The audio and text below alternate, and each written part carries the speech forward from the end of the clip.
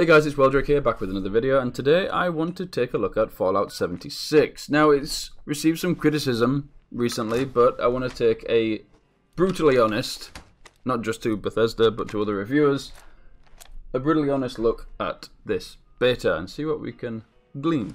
So, first of all, I want to make it clear that I haven't played a Fallout game since Fallout 3, and even then it wasn't for that long. So that will, of course, play a part in this review for better and worse, and additionally, I'm speaking as a PC gamer.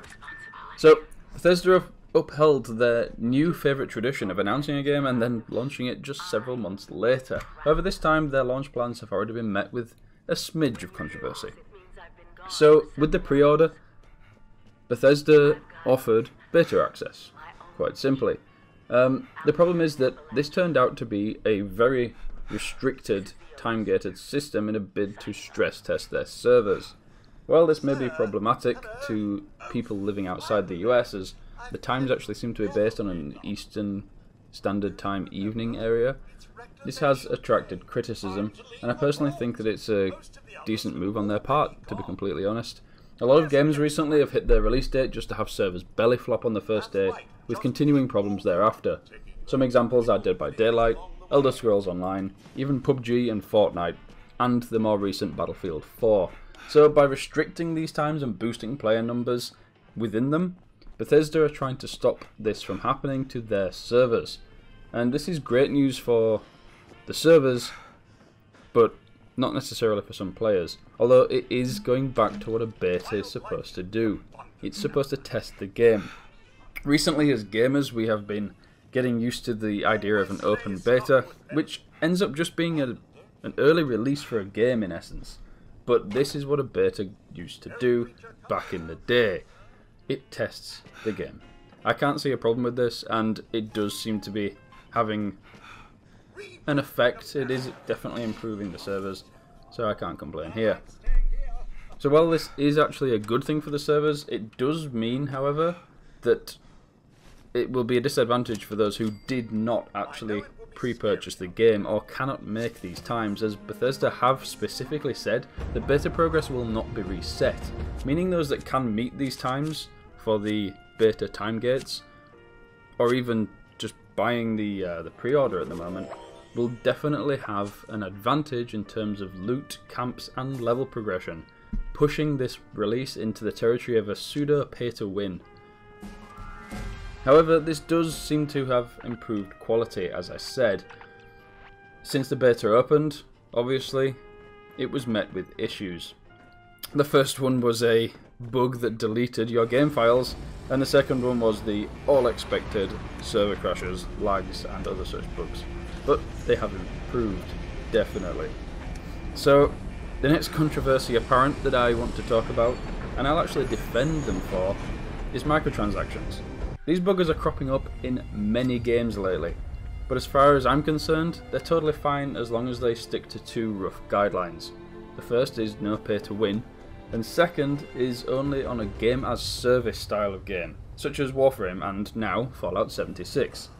And by game as service, I mean a game that has been designed with little to no paid expansions and relies totally on the continued sale of premium currency to keep the game going after the sale of the original game. Bethesda have said that they want to keep this game going for years with free updates and DLCs along the line, so I can totally excuse them for microtransactions, as they have already stipulated they're just for cosmetic items. So the first thing that hit me when I started up the game was the control setup. The game was clearly designed for console and then ported, rather poorly, over to PC. There are some insanely strange keyboard controls which just seem like nobody in Bethesda really put much thought into them. And the problem as well is that these are the things that you can't change in the menus. In addition to that, the menu system itself is very weird. When you press escape, you don't get a menu, you actually go to the map and then you press Z to get to the main menu. But why? Come on, this is a simple command that's been ingrained into every gamer since we've picked up computers. Now is not the time to change that. This is further felt when you're building your camp, as you cannot change these keybinds, and they just seem wrong, making you move your hand position across the keyboard and giving you awkward key commands to place things, and leave you vulnerable to attack while you're building, in fact. Anyway, enough of the not gaming game talk and onto the game. So, coming from the older games into Fallout 76 was a joy as far as graphics are concerned. I love the almost antique lighting and texture styles to fit in with the 1950s and 60s gloominess that their games are running with. The style is not particularly a low quality, and some of the texturing is incredibly detailed. However, this is not the same for every aspect of graphics. I feel a little sad when I look at the ground sometimes, and it's pretty plain. Not that I look at the ground often. Had this game come out a few years ago, I would have been fine with this, but when Bethesda released it in 2018, and even alongside the huge competition that is Red Dead Redemption 2, and yeah, you feel the difference. I know this is not a totally fair comparison, and Red Dead is very much the forerunner on graphics. They are exceptional, but the goalposts are there. Bethesda need to shoot for them. Gameplay wise, I'm a huge fan. No, really, I am. The game seems to have a split in the Fallout community right now, right down the middle. And while I can't really consider myself as part of the Fallout community yet, watch this space, I will say that I can understand both sides of this coin. On one side, having played with Malestorm the whole time we've been online, I love the co-op play. It's a great deal of fun in ways that just weren't possible on previous games. And when you meet other players, you genuinely have a moment of, ah crap, before one of you throws out a vomiting emote and everyone starts laughing. Solo play just isn't there. There's not much support for it, and the game is definitely geared towards co-op. Bethesda have a very set method when it comes to storyline. Everything is about the player. World building is often done within the world itself, or small nuggets of information picked up from holotapes along the way. However, this is where Fallout 76 differs, with creative directors already letting the cat out of the bag that there are no NPCs in the game, aside from robots. The quest lines just don't feel as meaningful. This kind of ruins the suspense of the game. From an early quest to find a radiologist working on testing water samples, spoiler, she's dead, to the main quest line having you following in the footsteps of Vault 76's overseer as she reacquaints herself with the world. I haven't completed the main quest line yet, as I got a tad bored of it, but I have no doubt I'll find her dead near a river. Just my guess.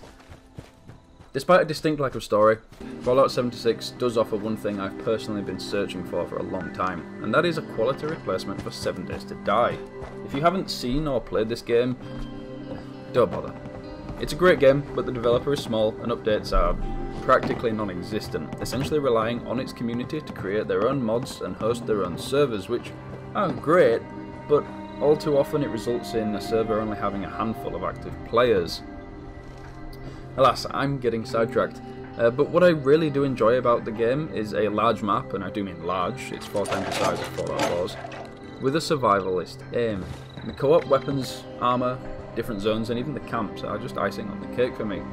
If anything, I would like to see it a tad more hardcore, as I often find myself discovering way too much food and water for the degradation of my hunger and thirst. Nothing crazy, but something a bit tougher would be nice. So now the part that you're undoubtedly here for. Whenever I review a game, I'm quite happy that I can make a solid recommendation, but Fallout 76 is a little bit different here. So, let me put it this way.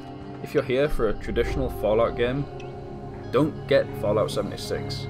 Wait for more reviews, wait for more gameplay, and make your own decision. But if you're here for a large open world MMO with a survivalist theme, strong cooperative elements, and throwbacks to an otherwise totally unrelated Fallout franchise, then this is for you. With Bethesda being front and centre about the longevity of this game as a service, I have faith it will even keep getting better. So thank you very much for listening. Hope you enjoyed this review.